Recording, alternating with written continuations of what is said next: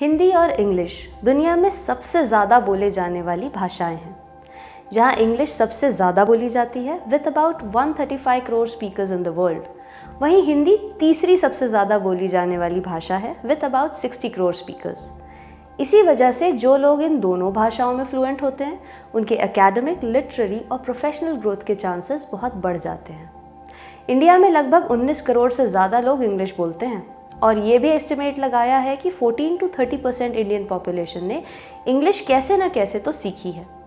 For a country जिसकी first language Hindi है, उसके हिसाब से it's quite a good figure. लेकिन आपने ये भी नोटिस किया ही होगा कि भले ही हम कई सारे इंग्लिश वर्ड्स जानते हों, छोटे मोटे इंग्लिश सेंटेंसेस भी बोलते हों, लेकिन मैक्सिमम इंडियंस इंग्लिश में फ्लुएंट नहीं है। नमस्कार, आज के वीडियो में हम जानेंगे कि इंग्लिश आते हुए भी हम इंग्लिश फ्लुएंटली क्यों नहीं बोल पाते।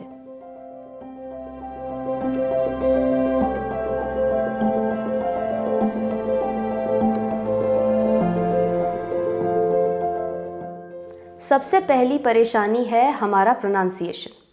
हिंदी में जिस वर्ड की जो स्पेलिंग होती है उसे वैसा ही बोला जाता है।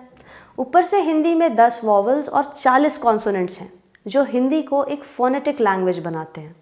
वहीं इंग्लिश इतनी स्ट्रेट फॉरवर्ड नहीं है। इंग्लिश में 5 वॉवल्स और 21 कॉन्सोनेंट्स हैं और हमेशा इंग्लिश में जो स्पेलिंग होती है उसका उच्चारण वैसा ही हो ऐसा ज़रूरी नहीं। जैसे निमोनिया, साइकोलॉजी, डेट। बहुत से लोग इंग्लिश आते हुए भी बोलने में गलतियां करने से डरते हैं और यही बहुत बड़ा कारण बनता है इंग्लिश ना बोल पाने का। हिंदी हमारी फर्स्ट लैंग्वेज है, हमारी मदर टंग है, तो हम जो भी सोचते हैं वो हिंदी में ही सोचते हैं। इस वजह से हम इंग्लिश बोलने में छोटी छोटी गलतियां करते हैं। वी मेक लिटिल मिस्टेक्स, है ना। ये जो अभी हमने लिटिल ये इंग्लिश में बोला ना, ये बिल्कुल गलत है।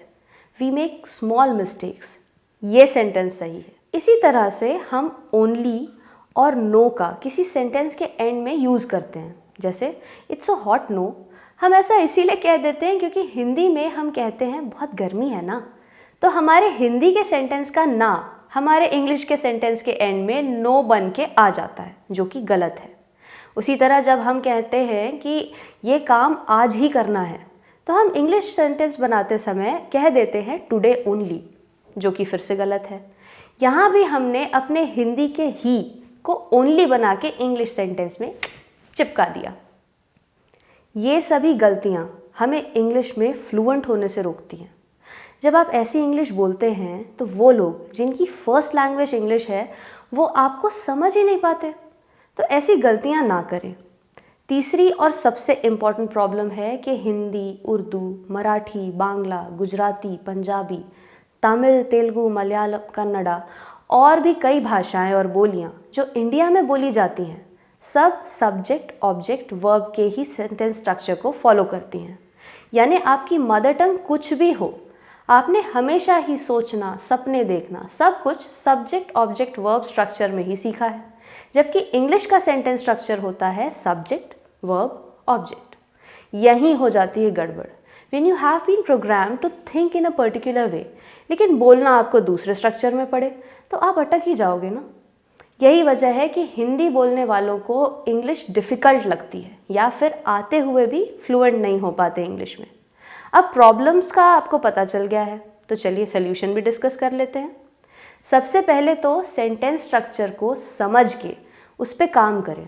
ऑब्वियसली ये कोई ईजी टास्क नहीं है, लेकिन अगर इसमें आपको ज़्यादा दिक्कत है तो आप एक्सप्रेस इंग्लिश की मदद ले सकते हैं। एक्सप्रेस इंग्लिश एक ऐसा प्लेटफॉर्म है जो आपको ब्रेन कोड ट्रांसफ़र जैसी टेक्निक्स के साथ इंग्लिश में सोचना सिखाएगा, ताकि आप जल्दी और फ्लुएंटली इंग्लिश बोल पाएँ। एक्सप्रेस इंग्लिश की ऑनलाइन और ऑफलाइन दोनों क्लासेस आप अटेंड कर सकते हैं और आप एक्सप्रेस इंग्लिश ऐप भी डाउनलोड करके यूनिक टीचिंग मेथड का फ़ायदा उठा सकते हैं।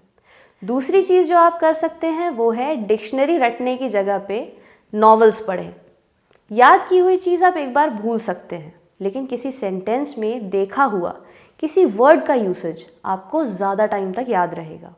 और फाइनली अपने प्रोनाउंसिएशंस पर काम करें। जिस वर्ड का इंग्लिश प्रोनाउंसिएशन आप नहीं समझ पा रहे हैं उसे गूगल पर सर्च करके उसका प्रोनाउंसिएशन सुन के प्रैक्टिस करें। अगर आपको ये वीडियो अच्छा लगा तो do like and subscribe to our channel for more informative videos. आप हमारे कमेंट सेक्शन में कमेंट करके ये भी बता सकते हैं कि आप किस टॉपिक पे वीडियोस देखना चाहते हैं। तो मिलते हैं अगले वीडियो में। Bye bye.